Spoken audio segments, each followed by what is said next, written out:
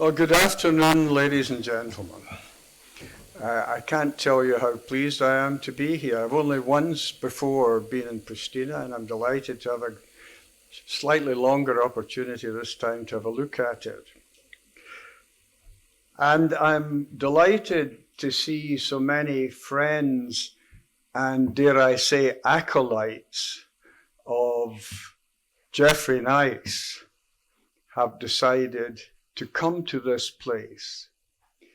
This place which last Sunday evening was on the verge of becoming part of England. In a football stadium surrounded by the flag of St. George, described in the Sun the following day as just apple trees, honey bees, and snow-white turtle doves in an extraordinary, unadulterated love-in. Now, when you come from Scotland and you sit down to watch a football match, bearing in mind the record of your own team, which is atrocious, the team you support is the underdog. Doesn't matter who that underdog is. And what a disappointment it was to see this scene in front of me, followed by the extraordinary generosity of the Kosovan defense for, I think, at least 3 of the 4 goals that were scored.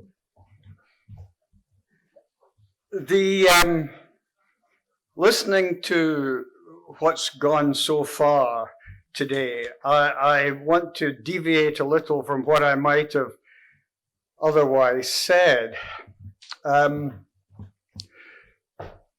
Nana's been giving us an account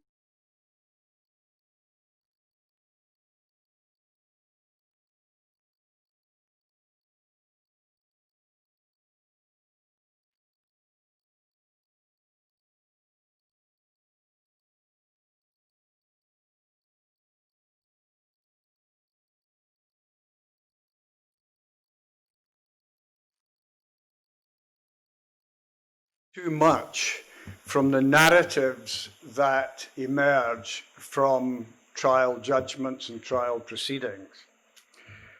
The United Nations, in the various resolutions they make about conflict, very often include purposes which are ancillary to the main purpose. So when a court's established, it will include the purpose of promoting peace.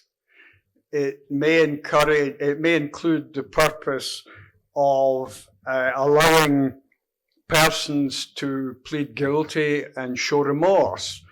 It may promote the reconciliation of divided communities. And one also regularly included is a historical record of events. I doubt if they actually ever say, and punishing the accused who are found guilty. But at the end of the day, that's what the court's job is. You can't get away from it. And its job is to test whether guilt has been established or not innocence. People who are found not guilty are not innocent by that declaration. They may actually be innocent. There may be other reasons why you conclude that. But they are simply successful against a prosecution. And I wonder if we follow through Nena's argument, we would get to the stage that every decision made in any court is always going to be subject to fairly regular review because somebody digs up some little additional piece of evidence or whatever. But we know that doesn't happen. It only happens when something of significance is discovered. So the system works differently from the judicial system works differently from the way in which post-conflict narratives are to be used and expected to be used. And that tells us, I think, quite simply, that the post-conflict narrative must come from the historian. And the judicial findings are evidence for the historian. Now, having said that, I don't for a minute dispute that what is found in the course of these trials is a narrative. What emerges is a narrative that may be founded upon for all future purposes connected with the political resolution of conflict if the decisions come soon enough for that purpose. And the point I'm making is best illustrated by the very first case at the ICTY that deals with Kosovo, and that is the Milošević trial. Because Milošević faced 3 indictments, one of which related exclusively to Kosovo. And at the end of the prosecution case, a narrative had to be written of what had been established so far, because not Milošević himself, who never actively challenged things like that, but the amici curiae, the counsel who had been appointed by the court to assist the court in the process, presented a number of arguments why there was no case to answer and the indictment should be thrown out. And one of them, the major one in relation to Kosovo, was that there had not been evidence to establish that there was an armed conflict at the time. And in the absence of an armed conflict, then there could not be a war crime committed, and there could not be a crime against humanity committed. Now, the trial chamber took that issue. They looked at the law so far on what you need to establish that there has been an armed conflict, and decided clearly that the evidence showed that there was an armed conflict. However, you could never use that as a narrative to say there was an armed conflict at that time between the KLA and the forces of the Federal Republic of Yugoslavia and Serbia. Because at the end of the case, once the defense case had been presented by Milošević, it would be open to the judges to conclude, well, there's sufficient evidence, but we don't accept, now that we've heard everything, that it has actually been established. Therefore, we find that part hasn't been established. Now, that might sound a ridiculous example, but that's the point of ridiculous examples. They illustrate what the significance of certain procedures and processes is. So there were also a number of minor challenges to parts of the indictment. Every one of them was rejected. And there was a narrative of the circumstances, the basis on which they were rejected. But you couldn't then hold that it had been established that Račak was the result of an attack, an unprovoked attack by the Serb forces on innocent civilians in Račak, which it may well have been, and indeed has been held to be in a later case. And therefore, you can look to one of the other cases and say, well, that's been established as a matter of fact, and rely on that. In addition, there are many examples in all of the narratives in the Kosovo cases of the court saying, well, we're entirely satisfied that the KLA did X, Y, and Z, and it was atrocious, and that the Serb forces did even worse things, and they were even more atrocious. But we can't be satisfied that the accused was in any way culpable for that. So you end up with the accused being acquitted, but the narrative's there. So it makes no difference. You're entitled, perfectly entitled, if that was a decision made at the end of the trial, to rely on that piece of narrative as showing what the behavior was, that there was a group acting together, but we can't establish who was part of that group or who was in control of the group. Now, there are in total 5 cases which deal with the events in Kosovo. And the very first of these was the trial of, I think, Limaj, Fatmir Limaj, Bala, and Musliu, 3 accused. Now, that judgment emerged. The first judgment was in November 2005, and at that time, the Milošević trial was still running. 2 of the accused, Fatmir Limaj and Isak Musliu, were acquitted, and Haradinaj Bala was convicted and sentenced. In the same year that that case came to an end, that's 2005, the second and the only other case involving members of the KLA started, and that involved the trial of Haradinaj and his 2 accused, who were Idris Balai and Lahi Brahimaj. Now, Haradinaj and Balai were acquitted, but Brahimaj was convicted of 2 charges of cruel treatment and torture, and he was sentenced for that.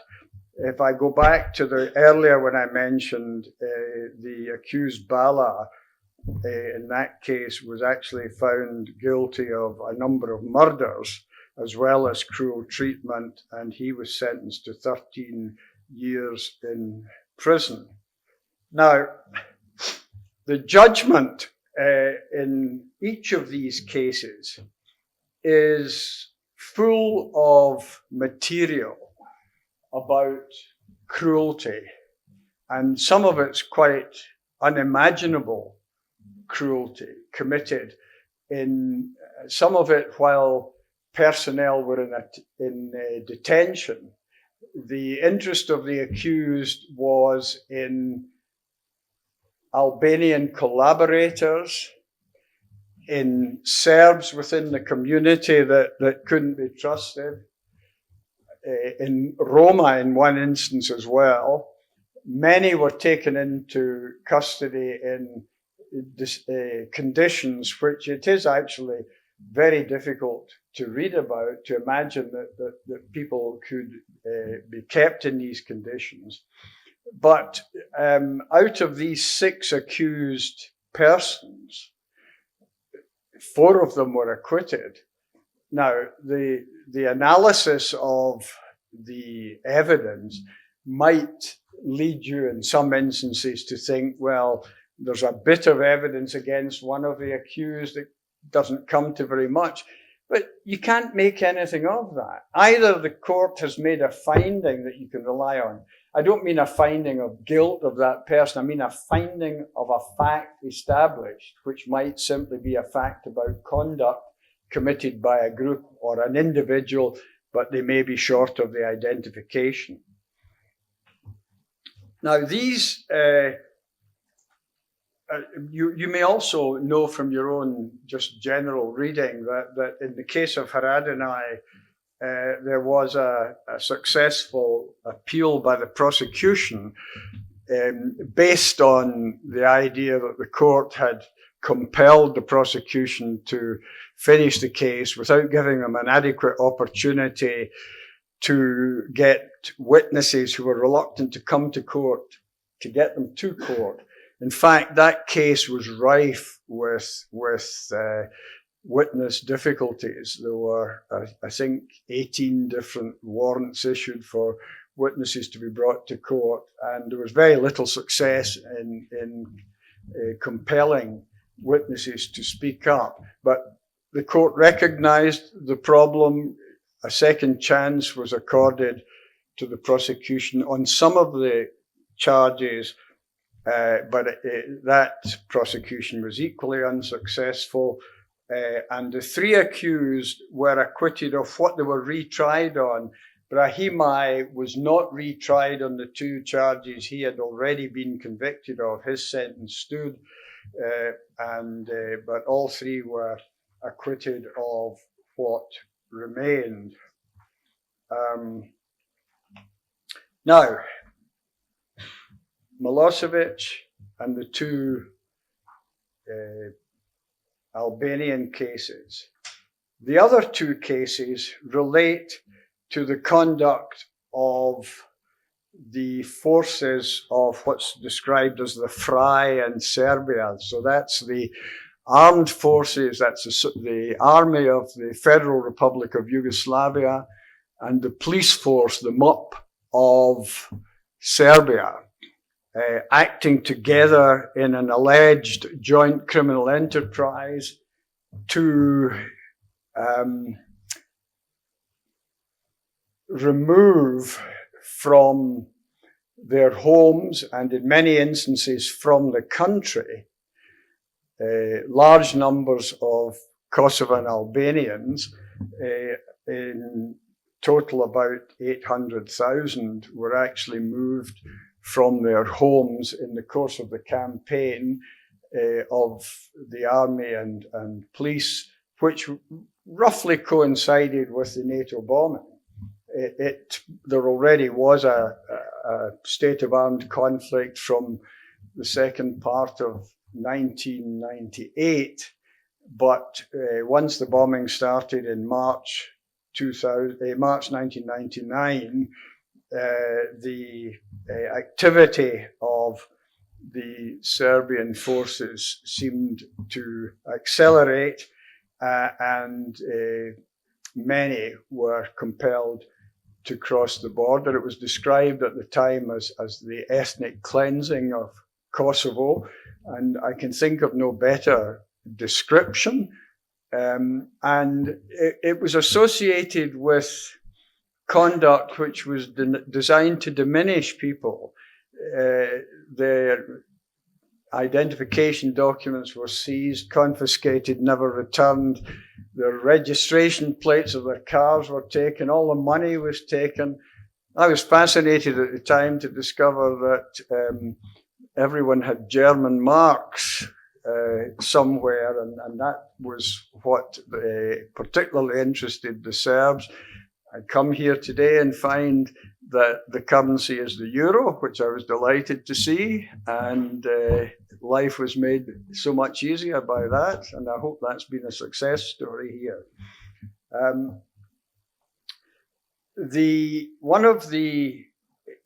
In total, in the actual trial process, there were 7 accused, 6 in one trial and 1 in another, because Djordjević, who was the head of the police for a while, was a fugitive when the court was ready to deal with the trial of Milutinović, Šajnović, Haradinaj, Lazarević, and Lukic. Now, that's quite a heavy lineup of the president of Serbia, and it's important he's not the president of the Federal Republic of Yugoslavia, he was the president of Serbia. Šajnović was the deputy prime minister of the Federal Republic of Yugoslavia. Haradinaj was the chief of the general staff of the VJ, so that's the army of the Federal Republic. I missed one name, Pavković was the head of the Third Army. Lazarević was the head of the Pristina Corps, which was the element of the Third Army principally responsible for activities in Kosovo, and Lukic was the head of the police. In that trial, Milutinović was acquitted. And of the other five, only three of them were found to have participated in a joint criminal enterprise. Now, those of you who have been to previous master classes will know that we've looked at the issue of joint criminal enterprise before and how difficult an issue it is. But it was found that they were not part of a joint criminal enterprise because they did not share the intent, the criminal intent of those who were. In other words, they did not personally intend to move everyone out of Kosovo, but they were convicted on the basis of various other offences that related to it. And in the case of Djordjević, his trial was separately after this was all over. He was convicted of the indictment as it stood. I think he's the only person who was convicted of that indictment as it stood. And funnily enough, the judges in that trial decided that every one of the accused in the Milutinović trial, except Milutinović, was part of the joint criminal enterprise. So they felt able to make decisions about personnel being part of a joint criminal enterprise, even though the trial chamber that dealt with the case wasn't convinced that two of them, plus Milutinović, were part of a joint criminal enterprise. So it's important when you're looking for your narrative also to ensure it's complete, because there are differences in these cases.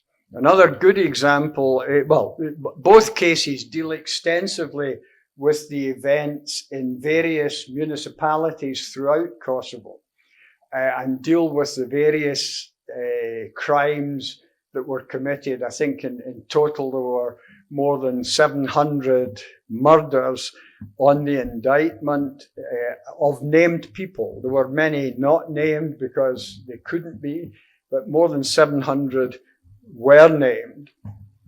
And in every case, as much information as was known about that person is in the judgment.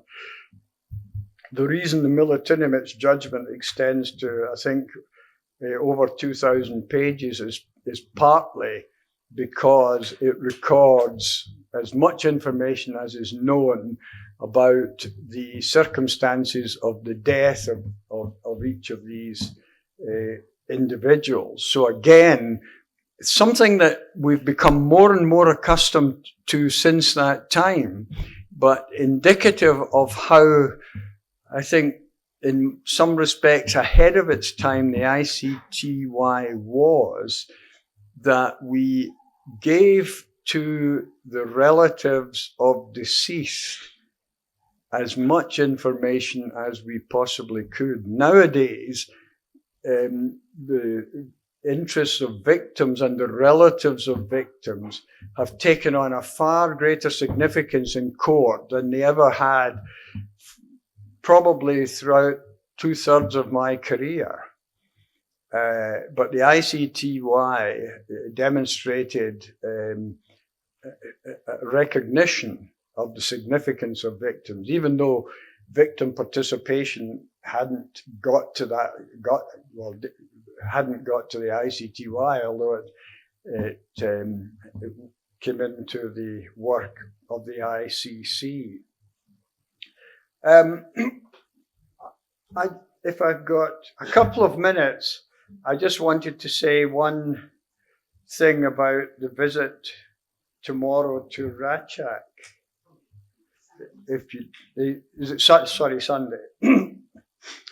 And this is from the judgment in the case of Djordjević. Indicative of Vladimir Djordjević's involvement in the JCE and his role as head of the RJB is his role in the events that took place in Račak in mid-January 1999. On 15 January, a joint MUP and VJ operation took place in the village of Račak, which is located in the municipality of central Kosovo. The operation was carried out in response to the killing of members of a police patrol by the KLA, which occurred a few days earlier. And I think just one other bit. The Račak operation, another purportedly anti-terrorist operation, which resulted in the killing of not less than 45, possibly as many as 60 Kosovo Albanian people, including one woman and one child by Serbian forces, was an early example of a new intensified approach to anti-terrorist operations. And there's then the detail about who knew what and who was responsible. That was out with the period of the NATO bombing, but within the period of the indictments. And I think it was a relief to many that although the Milutinović trial didn't address it, it was addressed in the Djordjević trial and clear findings made about the responsibility of the Serbs for that atrocity. That's simply a brief outline. The Djordjević judgment is actually well worth reading on that one because it shows just how tangled the web was that led to decisions being made about activities such as that at the time, and what a very good job, I think, the prosecution at the ICTY did in untangling that web. So that's a very quick and rough ride through some of the narratives of the Kosovo cases from the ICTY. I'm sure it's whetted your appetite to go running to the record office to get your copy. They're difficult to read, but there are summaries. And I commend the summaries to you. What the judge reads out in the court when he reads out a judgment isn't the judgment. That would take a couple of weeks. But a summary which takes about an hour.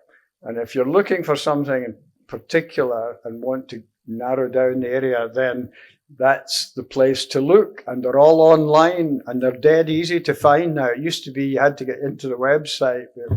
A name will get it nowadays. So.